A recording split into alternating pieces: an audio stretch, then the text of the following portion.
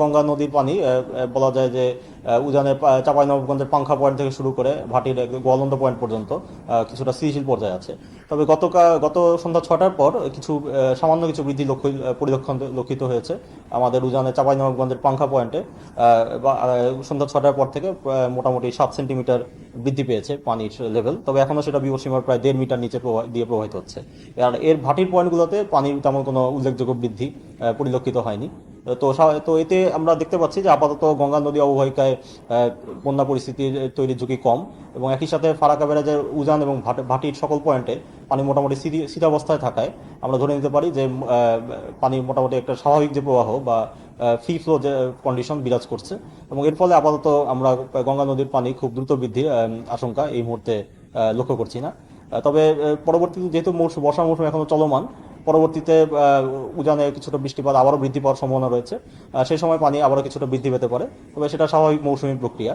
আপাতত এই মুহূর্তে আমরা দেখতে পাচ্ছি যে নদ নদীর পানি সমতল স্থিতিশীল অথবা ক্ষেত্র বিশেষে হ্রাসও পেতে পারে। আসলে বর্ষা মৌসুমে আমাদের উজানে যে বিভিন্ন যে বাঁধ বা জল কাঠামো আছে, সেগুলো আসলে আমরা জানি যে বর্ষা মৌসুমে যখন পিক ফ্লো বা আমরা মৌসুমে যে সর্বোচ্চ প্রবাহটা যখন সাধারণত আসে, সেই সময় সাধারণত সাধারণভাবে মানে আমাদের ব্যারেজ অপারেশনের সাধারণ নিয়ম অনুযায়ী সাধারণত এই সময় গেট খোলা রাখা হয়। বিশেষ করে আমাদের দেশের অভ্যন্তরেও যে আমাদের যে ব্যারেজ বা স্ট্রাকচারগুলো আছে, যেমন উজানে আমাদের তিস্তা ব্যারেজ আছে, মনু ব্যারেজ বা মুহুরী ব্যারেজ, এগুলো সাধারণত সময় বন্যার সময় বা যখন সর্বোচ্চ প্রবাহটা আসে সেই সময় সাধারণত গেট ওপেন রাখা হয়।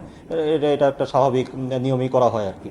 এখন যেহেতু আমরা জানি যে গঙ্গা নদী আসলে সাধারণত আগস্ট মাসের শেষার্ধ থেকে শুরু করে সেপ্টেম্বর মাসের প্রথমার্ধে সাধারণত এটা পিক ফ্লোতে পৌঁছায় আর কি। তো সেই হিসাবে এখনই গঙ্গা নদীর প্রবাহ সর্বোচ্চ মানে পৌঁছার সময়। তো এই সময়টাতে সাধারণত স্বাভাবিকভাবে মানে গেট ওপেন মানে আর কি ওপেন থাকাটা স্বাভাবিক আমরা বলতে পারি। যেমন অতীতে সাধারণত এই সময়টাতে আমরা দেখেছি যে পিক ফ্লোটা আসে, এবং সেই হিসাবে এই সময়টাতে মানে গেট ওপেন থাকাটা আমরা বলতে পারি যে এটা স্বাভাবিক ঘটনা। এবং একই সাথে আমরা যেটা দেখতে পাচ্ছি যে আমাদের ফারাক্কা ব্যারেজের ভাটিতে এবং ফারাক্কা ব্যারেজের উজানে সব পয়েন্টই মোটামুটি পানির লেভেল স্থির আছে।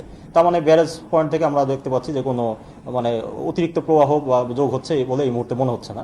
তো সেই হিসাবে আমরা মনে করতে পারি যে বর্তমানে যে প্রবাহ আছে সেটা স্বাভাবিক প্রবাহ, এবং এর ফলে আপাতত মানে এই মুহূর্তে কোনো বন্যা ঝুঁকি লক্ষ্য করা যাচ্ছে না। জি, আগামী 5 দিন পর্যন্ত আমরা দেখতে পাচ্ছি যে উজানের তথ্যের ভিত্তিতেই দেখতে পাচ্ছি যে পানির মোটামুটি স্থির প্রবাহ থাকতে পারে, এবং আগামী 10 দিন বা 12 দিন পর্যন্ত আমরা মোটামুটি যে আবহাওয়ার যে পূর্বাভাস আছে তার বা মধ্যমেয়াদী পূর্বাভাস আছে তার উপর ভিত্তিতে করেও বলতে পারি যে পানি স্বাভাবিক প্রবাহ থাকার সম্ভাবনাই রয়েছে। তবে হ্যাঁ, মৌসুমী বৃষ্টির ফলে আগামী 5 দিন পরে পানি কিছুটা বৃদ্ধি পেতে পারে, তবে সেটি স্বাভাবিক বৃদ্ধি বলেই আপাতত দেখা যাচ্ছে। এবং না, সেটা বন্যায় রূপ নেবে না। স্বাভাবিক মৌসুমী বৃদ্ধি পরবর্তীতে হতে পারে, তবে সেটি আপাতত বন্যায় রূপ নেবে না, এবং আগামী 4-5 দিন পর্যন্ত স্থিতিশীল পর্যায়ে থাকার সম্ভাবনা রয়েছে।